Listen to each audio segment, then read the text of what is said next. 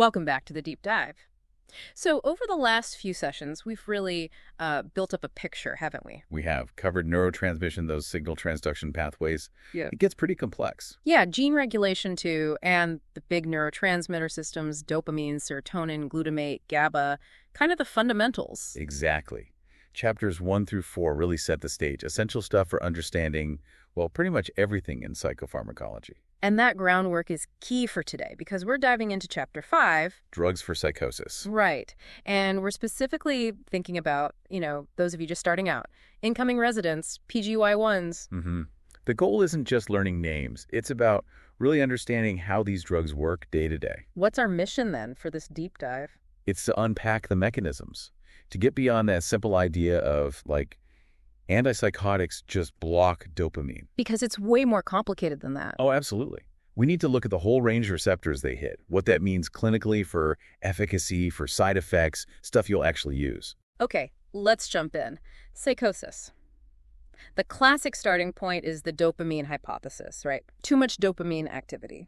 Yeah, specifically the idea of hyperactivity, particularly in the mesolimbic pathways. That's strongly linked to the positive symptoms, hallucinations, delusions, that sort of thing. But dopamine doesn't just live in the mesolimbic pathway. Not at all. You've got the nigrostriatal pathway, too. Yeah. Very important. And that one's crucial for movement, motor control. Exactly, motor control. And this is where side effects really come into play. When you block D2 dopamine receptors here, well, that's how you can get drug-induced Parkinsonism. Right, sometimes called EPS, extrapyramidal symptoms. Oh, precisely. You need to watch for that tremor. Rigidity, slowed movement, the classic signs. Recognizing it early makes a huge difference for patients. It mimics Parkinson's disease symptoms, essentially. It can, yes. Yeah. And interestingly, the flip side is also true if you have too much dopamine activity in the nigrostriatal pathway. You can get hyperkinetic movements, think dyskinesias. So it's a real balancing act in that pathway. Okay, what about the mesocortical pathway? Ah, yes. That projects to the prefrontal cortex.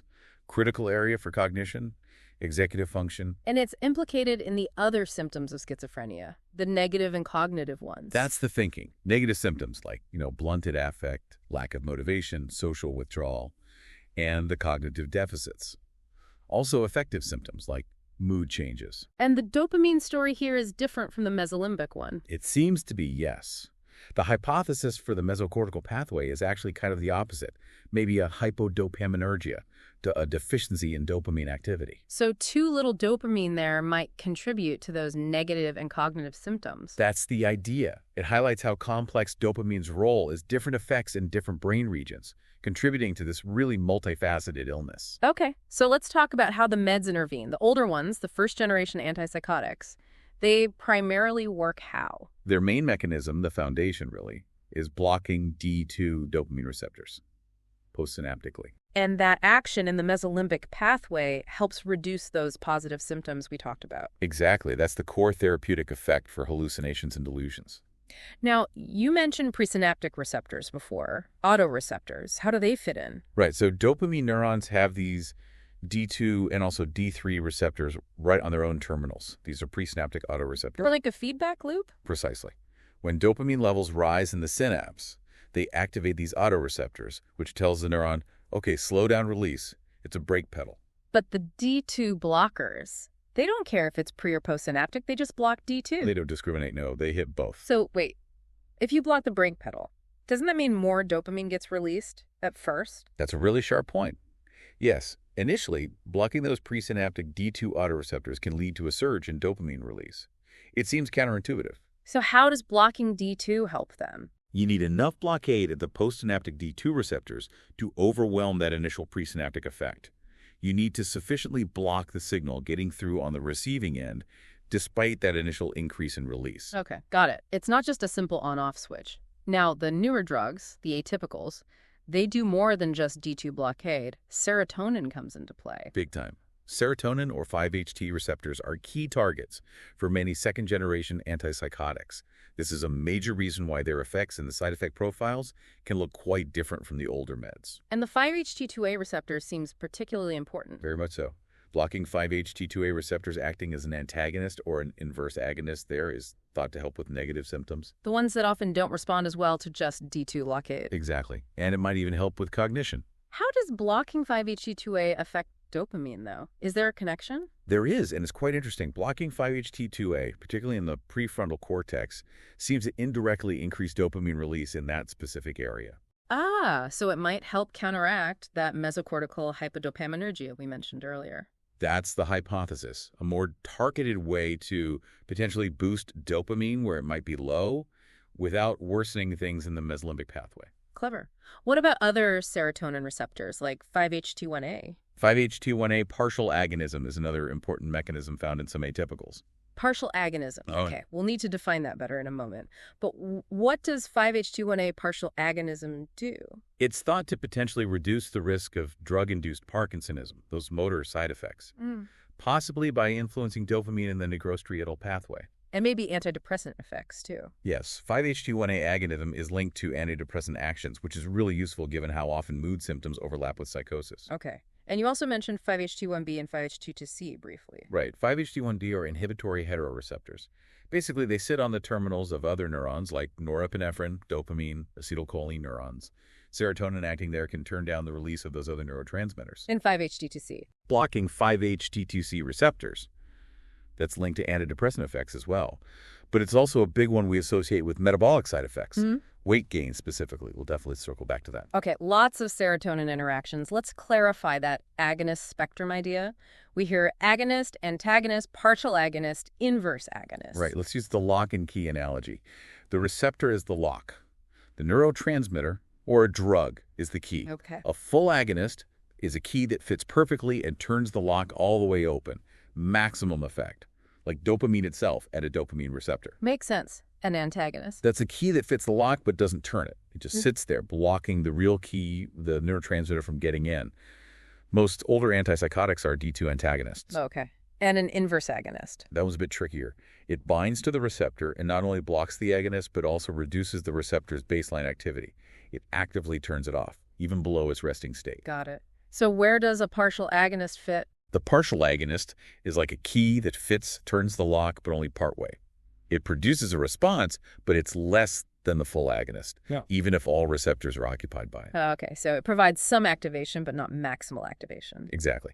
And this is really relevant for some of the newer antipsychotics, specifically the D2 partial agonists. So the idea there is to get some D2 stimulation, but not too much, and also block the effects of too much dopamine where it's high. Precisely. It's trying to find a sweet spot. In areas where dopamine might be too high, like the mesolimbic pathway, a partial agonist acts kind of like an antagonist. It competes with dopamine but produces a weaker signal. Okay. But in areas where dopamine might be low, like maybe the mesocortical pathway, it provides some D2 stimulation, acting more like an agonist. So it could potentially help with both positive and negative symptoms, while maybe causing fewer side effects. That's the hope. The goal is efficacy, especially for positive symptoms, but with less risk of motor side effects, like EPS, and less prolactin elevation, which you often see with strong D2 antagonists. Has it worked out that way in practice? Have we found that perfect balance? Well, it's been a process. There was early research on a compound, OPC 4392, looked promising for negative symptoms, fewer motor issues. Turned out it had a bit too much intrinsic agonist activity. It actually worsened positive symptoms in some studies, too activating. Never made it to market. Okay, so too much on signal. Then came bifrunax, less intrinsic activity than OPC 4392. It showed some efficacy, lower motor side effect risk, but it caused a lot of nausea and vomiting. That limited its usefulness. Finding that Goldilocks zone seems really tough. It is. But then we got aripiprazole. That was a big step. It's a D2 partial agonist that made it into wide clinical use. And it generally fits that profile. Improves positive symptoms, fewer motor issues. Generally, yes. It can definitely improve positive symptoms, often without the really severe motor side effects of older drugs. But it can cause akathisia. That restlessness. Yeah, that really unpleasant inner restlessness. That's a key side effect to watch for with aripiprazole. And some clinicians feel it might not be quite as potent for very severe psychosis, though that's debated. And it comes in lots of forms, right? That's useful. Very useful. Oral tablets, liquid, a short-acting IM for agitation, and crucial for adherence, long-acting injectable versions. And we have others now too. Brexpiprazole, cariprazine. Correct. Brexpiprazole is pharmacologically similar to aripiprazole, also a D2 partial agonist. It also has some serotonin transporter blocking activity, which might add antidepressant effects. Interesting. And cariprazine? Cariprazine is also in that family, a D3D25HT1A partial agonist. It has a particularly high affinity for D3 receptors, which might differentiate it somewhat, still working out the full clinical implications of that D3 preference. So it's clear these drugs aren't just hitting dopamine and serotonin, they're hitting lots of targets. Oh, absolutely. That's why they're sometimes called dirty drugs, though maybe multi-target is fairer. They interact with a whole host of other neurotransmitter receptors. And this explains both therapeutic effects and, importantly for PGY1s, the side effects. Exactly. Understanding these off-target effects is critical for managing patients. Okay, let's hit some key ones. Histamine H1 receptors. Big one. Blocking H1 receptors is strongly linked to sedation, making people sleepy, and weight gain. Very common side effects. Alpha adrenergic receptors. Alpha-1 and alpha-2. Yep. Blocking alpha-1 can cause orthostatic hypertension, that dizziness when standing up quickly. Because blood pressure drops. Right. But interestingly, alpha-1 blockade on certain neurons might actually reduce drug-induced Parkinsonism, so it's complex. Alpha-2. Alpha-2 blockade is associated with antidepressant effects. Some antidepressants work partly through this mechanism. Okay. And lastly, muscarinic cholinergic receptors. M1, M3. Blocking those causes the classic anticholinergic side effects: dry mouth, constipation, blurred vision, urinary retention, and importantly, cognitive effects like memory problems, especially in older adults. So you really need to know the whole receptor profile to anticipate these things. You absolutely do. Now, related to that H1 and 5-HT2C blockade we mentioned, let's talk metabolic side effects. This is huge. A major concern with many antipsychotics, especially the atypicals. Critical for you to grasp as new prescribers. Yeah. We often talk about the metabolic highway. How does that work? It often starts with increased appetite and weight gain, driven partly by that H1 and 5-HT2C blockade. Okay. That weight gain can lead to obesity, which increases the risk for insulin resistance and high triglycerides. Then comes hyperinsulinemia, prediabetes, and eventually full-blown type 2 diabetes. And diabetes significantly raises the risk of heart attacks, strokes. Precisely. Cardiovascular events. It's a serious cascade. Which drugs are most associated with this? You mentioned H1 and 5-HT2C. Drugs with potent blockade, there are higher risk. Clozapine and olanzapine are often considered the highest risk for weight gain and metabolic issues. Quetiapine also carries significant risk. Others vary. So monitoring is absolutely essential. What should PGY1s be checking? Baseline and regular follow-up. You need weight and BMI, obviously. Fasting glucose, fasting lipid panels, especially triglycerides, and waist circumference can be a useful indicator of abdominal obesity. And watch out for severe complications. Yes, in high-risk patients, be aware of the potential for DKA diabetic ketoacidosis, or HHS, hyperosmolar hyperglycemic state. Rare, but life-threatening. Okay, another serious long-term risk. Tardive dyskinesia. TD. Yes, TD. That's the involuntary movement disorder can affect the face, tongue, limbs, trunk that can develop after long-term exposure to dopamine receptor blockers. And it can be permanent, right? It can be, unfortunately, though sometimes it improves after stopping the drug. But the good news is we now have specific treatments for TD. Like deuterbinazine and valbenazine. Exactly. VMAT2 inhibitors, a significant advance for managing TD. Okay, this is a lot of information. Maybe we can quickly profile a few key drugs, thinking about what's most relevant for a PGY1 starting out. How about an older one like chlorpromazine? Sure. Chlorpromazine thorazine. A classic first-generation, low-potency antipsychotic, potent D2 blocker, of course, but also hits alpha-1 hard. So orthostasis risk. Definitely. And strong H1 blockade. Sedation and weight gain. Yep. And significant muscarinic blockade, too, anticholinergic effects. It hits a lot of targets. Effective, but lots of side effects to manage. Okay. What about clozapine? You mentioned it's for treatment resistance. Clozapine, Clozaril. Unique. Often works when nothing else does. But it's not first line because of serious risks. Granulocytosis or severe neutropenia. Requires that strict blood monitoring. Absolutely. Also risks of myocarditis, seizures. Metabolically, it's very high risk. Potent H1 and 5-HT2C blockade means significant weight gain is common. Also very sedating. H1, M1, alpha-1. And despite blocking muscarinic receptors, it paradoxically often causes hypersalivation, drooling. Complex drug. How about olanzapine? Very commonly used. Olanzapine Zyprexa. Broad approvals. Schizophrenia, bipolar mania, mixed states, bipolar depression with the fluoxetine, treatment-resistant depression, also with fluoxetine. Why is it thought to help with depression, too? Probably related to its 5-HT2C antagonism, maybe some alpha-2 effects, too. But, like clozapine, it carries a very high risk for weight gain and metabolic problems. Potent H1 and 5-HT2C blocker. Available in different forms. Yes, oral, IM, and a long-acting depot injection. There's also research combining it with samidorphan to try and mitigate the weight gain. Okay, maybe touch on a couple of newer ones. Pimavanserin, lumateperone. Pimavanserin Nuplazid. Really interesting. It's approved for Parkinson's disease psychosis. Its uniqueness. It doesn't block D2 receptors. Now, D2 activity. Essentially non-direct. It's a selective 5-HT2A antagonist inverse agonist. Really highlights that serotonin pathway's role in psychosis, especially in specific populations. Fascinating. And lumateperone? Lumateperone Caplyta. More recent approval for schizophrenia, also showing promise in bipolar depression trials.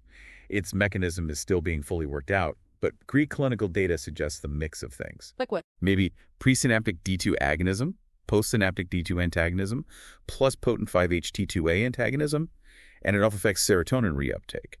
The idea is maybe getting efficacy with lower levels of direct postsynaptic D2 blockade, potentially leading to fewer motor and metabolic side effects. Still relatively new, but an interesting profile. Lots of ongoing development. And finally, just to reiterate, these drugs aren't only for psychosis. Absolutely not. Many D2 blockers and partial agonists are mainstays for treating acute bipolar mania and for maintenance treatment to prevent recurrence. And sometimes used off-label. Yes, you'll see them used off-label for anxiety, sometimes PTSD, even insomnia, often leveraging their sedative effects from H1 or other receptor blockade, though these uses can be controversial and need careful justification. Right. Always consider the risks versus benefits. Okay. Wow. That was a deep dive indeed. Covered a lot of ground. So to wrap up for our incoming residents, the big takeaway: antipsychotic action is complex. It's way more than just dopamine blockade. Definitely. Understanding that full receptor profile, the D2, the 5-HTs, H1, alpha, muscarinic, that's the key to predicting efficacy for different symptom clusters. And, crucially, anticipating and managing side effects. And this knowledge isn't just academic. It's fundamental for prescribing safely and effectively right from the start of your psychiatric practice. Couldn't agree more. It's foundational. So that leads us to our final thought for you to chew on. Given this incredible complexity, all these different receptors, the expanding uses, how do you think future research will change things? Will we get even more targeted, find ways to fine-tune these interactions for better treatments with fewer burdens for our patients, not just for psychosis, but maybe other conditions too? That's the hope, isn't it? Constantly refining our understanding, developing better tools. It's what makes this field so dynamic. A fascinating field to be entering. Thanks everyone for joining us on this deep dive into Chapter 5.